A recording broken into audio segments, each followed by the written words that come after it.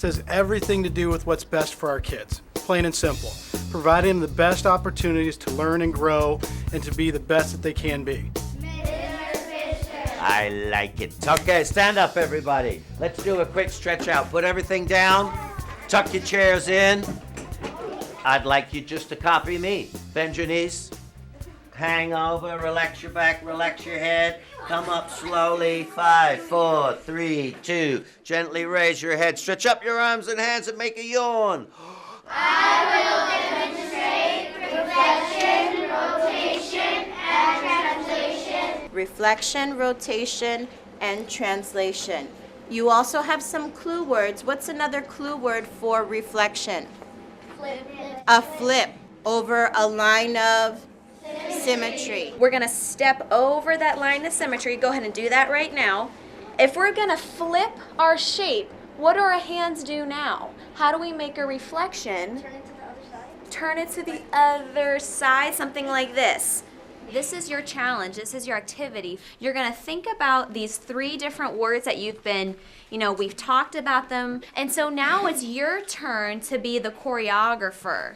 So you and your partner are going to stand up and you're going to create a short dance sequence like we talked about at the beginning of the lesson using these 3 math elements. You and your partner can do a move that reflects each other, or you can do a rotation of some kind, or you can do a translation of some kind.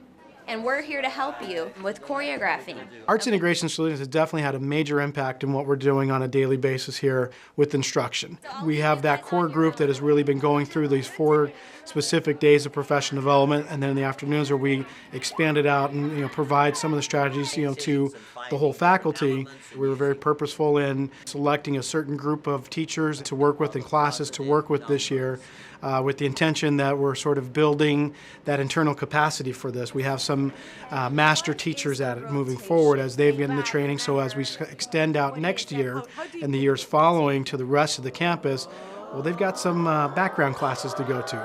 Hey, I'm not sure how to maybe integrate this music into here. I know I want to, I'm not sure how to do it. Hey, nice job. Now, where do you think the middle is for you? I want you to experiment a little bit. Down, stop at what you think is your middle. And hold it. Well, now they've got some experts they can go to that have been doing this for the past 3-4 years now. We want you to compose a song in numbers, not in the notes. You should do -2 and then -1. +2, +2. Just find the middle C. So all the pitches that goes up, those are the positive names. The pitches that goes down, those are the negatives. -4, -5, -6. Julia used the xylophones to demonstrate, how it works. Where's your middle marker? C. Right here? The kids came one by one playing the xylophones on high pitch, low pitch. Super high? Wow, it's going to be interesting. As I was watching you guys, I just was thinking of all the different connections to math that we could have. In what subject of math do we replace letters with numbers? Let's go to David. Algebra. 6, 5, 3, 2, 1, 0, -6, -5, -4, -2, -1, 0, 2, 3, 2, 6. All right. A lot of the staff that aren't involved in it right now, they're asking. They love the PDs in the afternoon, so they're kind of trying to see where they can fit it in, even though they haven't necessarily had the full trainings with the observations, but they're really looking to put it into their classrooms.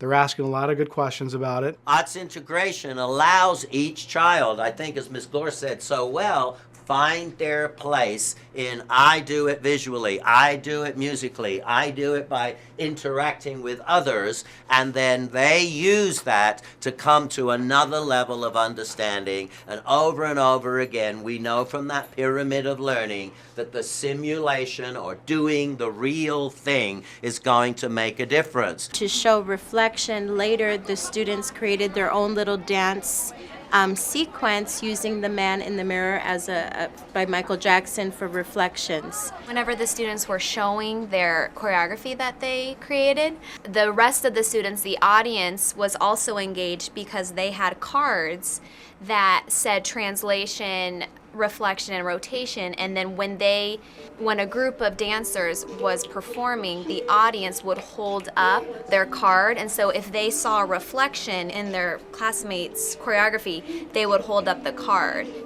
Because we had visited that concept, I think, back in September. So this was really good a week before Ames to really solidify that concept and using that total physical response and movement. After that, I then did more of test prep kind of stuff on the Study Island website using the transformations of shapes lesson to see if, if they solidified what we did with dance that morning. And they scored as a class 100%. The classrooms that have been participating with those students, I think it was very evident even today in what we're doing, in that they really get involved, they get excited. 6, 12, 18, 24, 30, 36, 42, 48, 54, 60. One of the big topics centered around all of education right now, especially with the Common Core standards that are out, the college and career readiness standards. It's about how do you make a connection to real life. It's really all about making those deeper connections, and how can you express that? How hot is it right now? It's really hot in Phoenix, don't you know that? Express your learning, not just 4 + 4 is 8.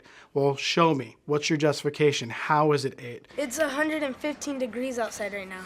I wish I could be in Flagstaff or inside of a cube of ice. Yeah. Do you know in Flagstaff it's about 15 degrees up here? I wish I could be in Phoenix. Okay, so how hot was it in Phoenix? That's really what I'm seeing, that benefit in the learning from my students. It's helping them really, articulate in different ways that maybe make more sense to them than just writing it down on a piece of paper. They're really being able to move and to vocalize and to show their learning, not just tell they're learning, they get to show it. So that's really, and they're excited, they're engaged in what they're doing.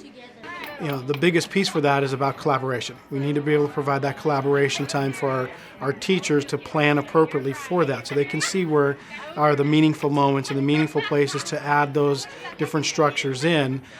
So we've created a schedule where on Wednesdays we have no special areas. They don't have a prep time necessarily, but we hold that for professional development. So we've been able to provide some professional development within the course of the day for the teachers that way. And then also providing them with common planning time. So every grade level has a common planning time that they're able to get together and work on these standards. And then in the afternoons, on Wednesdays, we have early release time so that our special area teachers can get with different teachers, different grade levels to really work on that integration process. Ready, begin. 7, up, 14, up, 21. A very big misconception that it's got to be this big grandiose production every single time, and it really doesn't. Some of the little things that I've just seen that really have made a difference is just allowing the students to get up and move, allowing them that freedom to be expressive, and how they want to show that they know that they have the knowledge, they have the concepts understood. So really, it's just those little things. A little one, like in a lot of math lessons, they've really turned to, okay, you're the problem. Okay, as a group, I want you to come up. You're going to create a problem that the class is going to work on. 97 Divided by 3 equals X. Okay, 97 divided by 3 equals X. Talk amongst yourselves. Come on.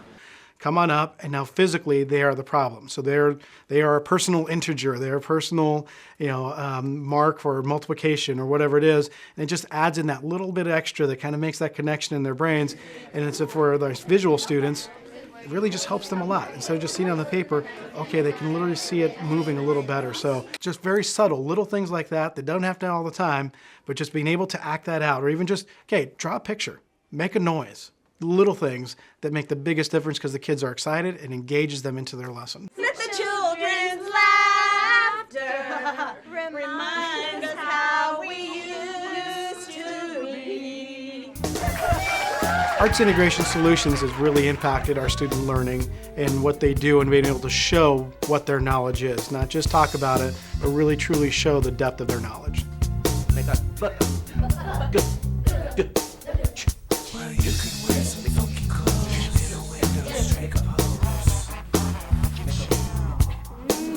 Then out of nowhere disappear. Leave everybody standing here. Let